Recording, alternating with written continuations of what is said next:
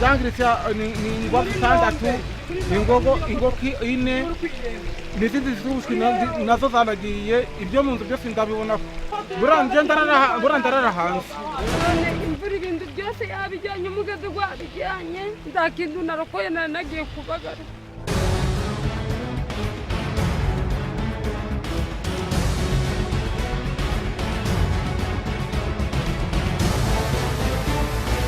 Ujya ubuyobozi buradukunda, badushishikarije kera ngo tuve mu mubande, mbega tukumva ko batwanga. Mvuga ko umuntu wese utuye mu mubande akwiriye kuvamo akajya mu mpinga.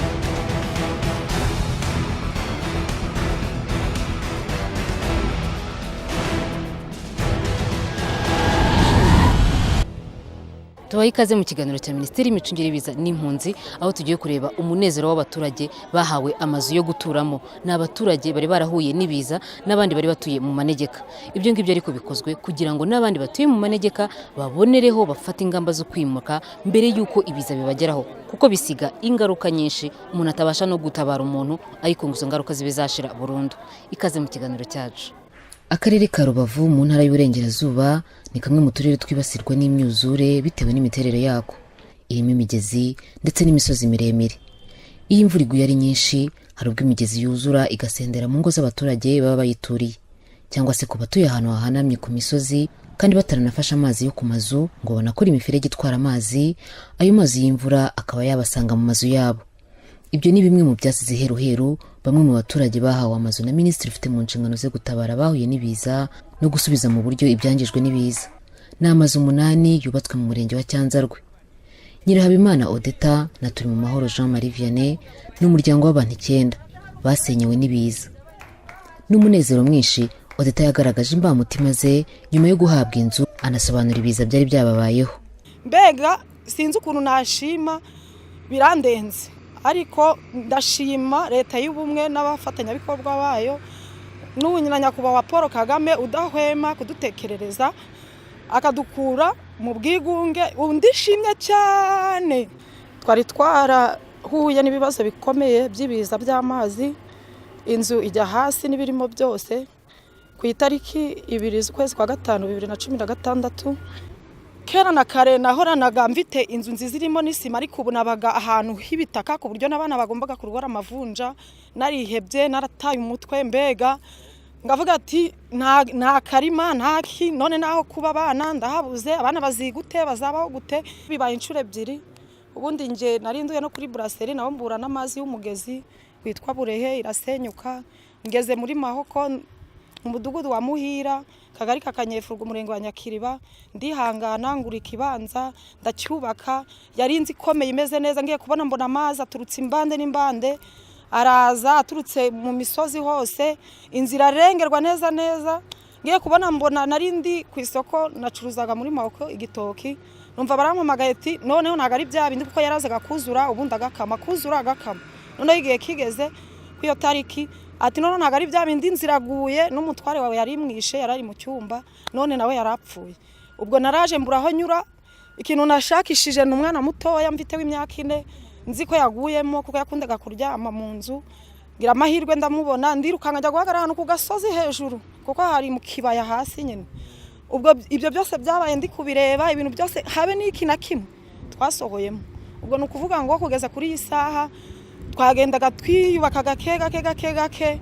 Ubwo umurenge wa Nyakiriba mu minsi ishize bari wadufashije udufasha udukoresho tw'ibihumbi 50. Cyakora nabashije kuguramo utwenda tw'abana tuduciriritse, nanjye nguramo kano kenda muri kubona nambaye. Ubuzima burakomeza, none ngize amahirwe, abana bagiye kubona aho baba batuje batekanye, ubu bagiye kwiga nta kibazo. Imana ihe Kagame Paul nyakubahwa umugisha utagabanyije izamuha ijuru, kuko niryo asigaje n'ibindi byose yabikoze. Imana ishimwe.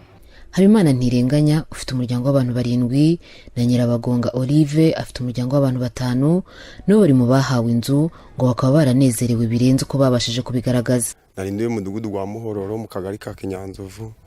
ubwo nabayeho nubaka inzu, maze kubaka inzu igeze ku mwuzure, imaze kuyisakara neza, inzira ridukuzwe n'imvura, nduye ahantu mu manegeka ku mwisho w'urusisiro mu ndoki, noneho haza isata iturutse ruguru ikubita igiti, kwa kubita igiti gikubita uruhande rumwe, ibintu byose birajyana, kakujyana icugiye n'abana banje bose nabatsindagiye munsi y'indabire nadukijije munsi, turambirije mu kuvamo ubwo nagiye kujya ndabatoragamo ndi kubakuramo, bigize nyamburiyo naga nanje mbona n'amafaranga yo gukondesha, mbuza amafaranga yo gukondesha, mbitamo gufata induza ibishagari njiraho hadashize nk'imisi ngavandimwe bagera mbaye igishajwa cy'ikibati, ngarambika ku cyacumba cyasigaye, ubwo nararaga hamwe n'umugore n'abana batanu, twe tukajyambika ivumwe hamwe. Ndashimira leta ya Repubulika y'u Rwanda Paul Kagame kubyiza agiye kungezaho rwose, agiye kungura hanze, agiye kwizimbwa zagiye kundira hanze, ibyiza biri imbere uko ibintu Kagame ngoreye, ambaye inzu buryo urwaye abaguhaye umugeni, ambaye imbaraga nyinshi cyane, nanjye uko byagenda kose ngiye kwiharahana nigire neza, ngura ingweto njya kudukweto, abana banjye basukure, abana banjye bajyane mu mashuri. Yewe sinabona uko mbivuga, banyakiriye neza kugira ngo bampe inzu nziza, bampaye inzu nziza cyane, bari kumpa inzu nziza ntabona uko mvuga nuko nayitaka, sinabona uko mbikora uko mbivuga. Nari ntuye muri Muhira, Akagari ka Kanyayifugwe, Umurenge wa Nyakiriba. Ni imvura yaguye cyane, amazi aturuka hirya aturuka no hino, aramanuka aruzura, aho ngaho inzu irarenga, yagiye abaye menshi, yangereye umuntu yageze ku madirisha. Inzu yajyaga kugwa ikabanza igaturika kuko yari iteye inkonzi, igaturika ukagira ngo ni bombe. Hangiritse ibintu byinshi cyane, hangiritse ibintu byo mu nzu byose, nta kintu nakuyemo. Ngena nagiye no muri koma, ntabwo namenye ukuntu bagiye bakuramo ibintu icyo gihe.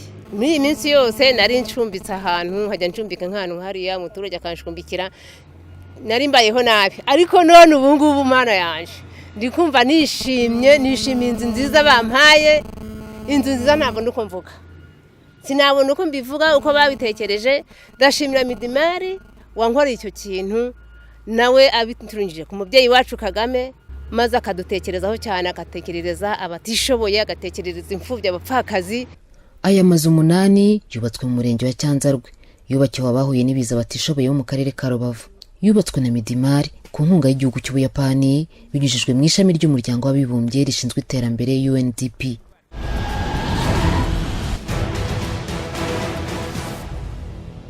Minisitiri w'imicungire y'ibiza n'impunzi aravuga ko aba baturage bahawe amazu nyuma yo kubona ko batabashije kwikura mu bukene batejwe n'ibiza, akanasobanura umwihariko w'amazu bahawe.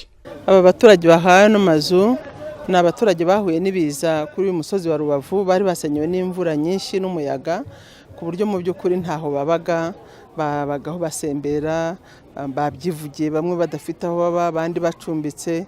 Ku bw'ibyo rero hafashwe ingamba, tubigejejweho n'Akarere ka Rubavu, tumaze kubona ibibazo bafite natwe twaje kubireba, hafatwa ingamba y'uko twabaha amazu, ariko nanone aya mazu akaba aje gukemura ikibazo cy'abo baturage, ariko anaje no kwereka abaturage uko bagomba kubaka, ko ni amazu yubatswe ku buryo agomba guhangana n'ibiza.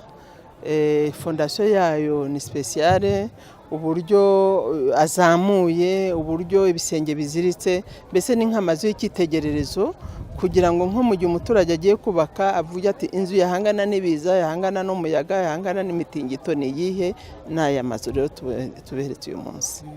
Abaturage bari barasenyewe n'ibiza bahawe amazu mu karere ka Rubavu mu murenge wa Cyanzarwe, ariko akarere ka Rubavu nako ngo kakaba karabageneye ibikoresho byo mu nzu bitandukanye, ndetse no kubegereza iterambere mu nzego zose. Nk'ubuyobozi bw'akarere nanone usibye kuba twaratanze ubu butaka, tuzanagira n'uruhare mu kugira ngo aba baturage bashobore kubaho neza, ibyo binyuze mu bikoresho by'ibanze birimo ibiryamirwa, amasafuriya, byo kwiyorosa.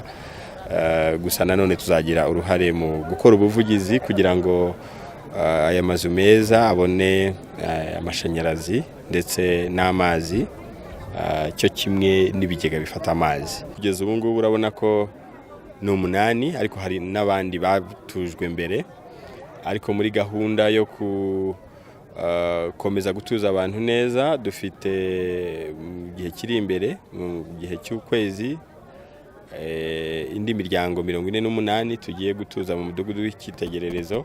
Hari abo dufasha bakahabwa ibikoresho by'ibanze bagashobora kwikomeza, ariko batagira ubwo bushobozi, abo ngabo dufatanyije n'inzego zitandukanye dushimira cyane nka Midimar.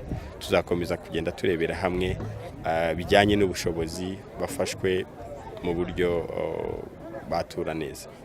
Minisitiri w'imicungire y'ibiza n'impunzi aratanga ubutumwa bugenewe abaturarwanda bose muri rusange bwo gukumira ibiza bitarabageraho. Tugiye kujya mu bihe by'imvura, ni ngombwa yuko abantu bita ku kurwanya ibiza. Muri uko kwita ku kurwanya ibiza hakabaho ibigomba kwitabwaho, cyane cyane muri iki gihe no gusibura imiyoboro y'amazi, kureba niba ibisenge biziritse, aho bitaziritse bikazirikwa, ahantu hose bishoboka kandi hangombwa hakaba ibigega bifata amazi, kuko amazi y'imvura buriya iyo ubanje kuyafata uba yagabanyirije ingufu, bityo bigatuma adashobora kugira icyo akwangirizaho. Ikindi ni uko mu bubaka amazu bajya bagerageza gukoresha ababishoboye babizi, aho kugira ngo buri wese yihindure umufundi. Bubaka amazu akomeye, amazu yujuje iby'ingenzi, atari ugupfa kumama ngo utange amafaranga yawe kandi bakubakire nabi ejo inzu ihirimo. Icyo nabwira abanyarwanda cyane cyane ni kongera kubibutsa ihame tugenderaho ko gukumira ikiza kitaraba bidufasha kudatanga amafaranga menshi. Amafaranga dutanga dukumira iyo bigeze mu kujya gutabara yikuba inshuro zirenze 10 rimwe na rimwe zikarenganisha. Tukwiye kubana neza n'ibidukikije. Murabona ko tuba tuje ahantu hakikijwe n'ishyamba, turifuza ko iri shyamba rigumaho.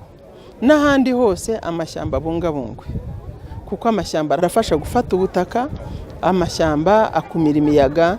Ibyo byose ni bizana ibiza bishobora guteza ingorane nk'izaba bari bagiyemo. Abantu bagizweho n'ingaruka z'ibiza kubera gutura mu manegeka, abahawe amazu biyemeje kuzayafata neza bakumira ibiza, kandi nabo bahaye ubutumwa abandi bakinangira banga kwimuka mu manegeka, kuko ibiza byo bibimura kandi bidateguje. Jewe isomo nabaha nuko babyakira bakava mu manegeka, n'ufite uko yishoboye akajya tura ahantu heza, akamanza akahategura, akabanza akareba uko hateye, akabona akatura aho hantu.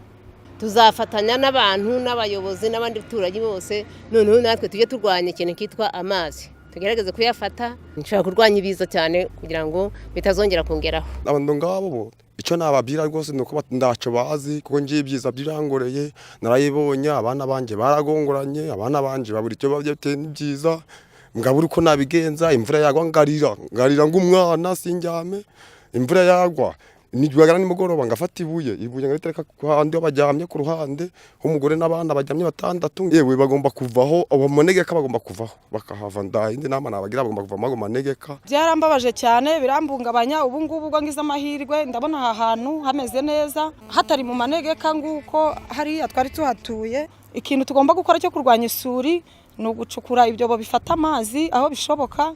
Ubwo nitugira amahirwe tuzashobora no kubona ibigega byo kugira ngo dufate amazi yo ku mazu kugira ngo ataza kwangiriza abandi, bikabanga uko byatubereyeho. Ubwo ndumva tukahakorera isuku, aya mazu ni meza tukayafata neza. Aya mazu 8 yubakiwe abaturage bo mu karere ka Rubavu basenyewe n'ibiza, afite agaciro gasaga $43,600 z'amanyarwanda.